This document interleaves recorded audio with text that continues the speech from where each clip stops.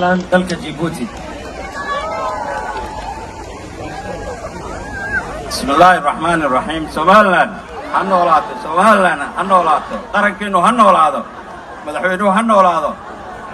waxaa xisbiyada mucaaradka iyo kuwa maxaafadkaba gacmuhu hays qabsadaygu hannoolaadaan, sharxiintooda gudoomiyaasha xisbiyada ciidanka qaranka hannoolaadaan. oon habeenii maalin runtii noo waajibka saaran qarankeena habeenii maalin bacad iyo roobba noo taagan. midin baan idinka codsanayaa 2006 anigoo halkan 36 sanadood baan joogay.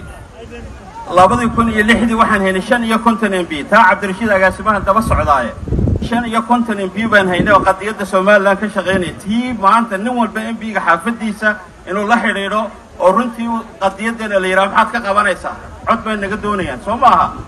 marka taa mar walbana xoogga saarna way intaanaan ka korrino ilaa 100 MB aan helo moogta UK. marka taa unity-giina ka shaqeeya dacaayadaha la fidaa anba diaspora ahay 10 sanadood baan ka maqan oo Somaliland ka shaqeynay. laakiin waan ogahay waddanku wuxuu ku dhisay waxa weeye waa diaspora wuxuu ku dhisay waa Somaliland isqorbaha ku nool. mana yeelena dacaayada iyo waxa laga fidinayo qabyaalad ma kala fadhiyaan. dadkeena waa Somaliland wadinka wada arkay maanta mucaarad iyo maxaafad waa la wada joogaa. marka taa aan xoojinno mar walba cadow badan baynu leenahay.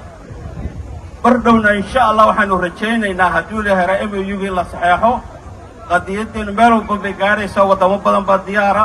insha Allah unity-ga aan ku dadaalo mar walba unity-gu ha shaqeeyo.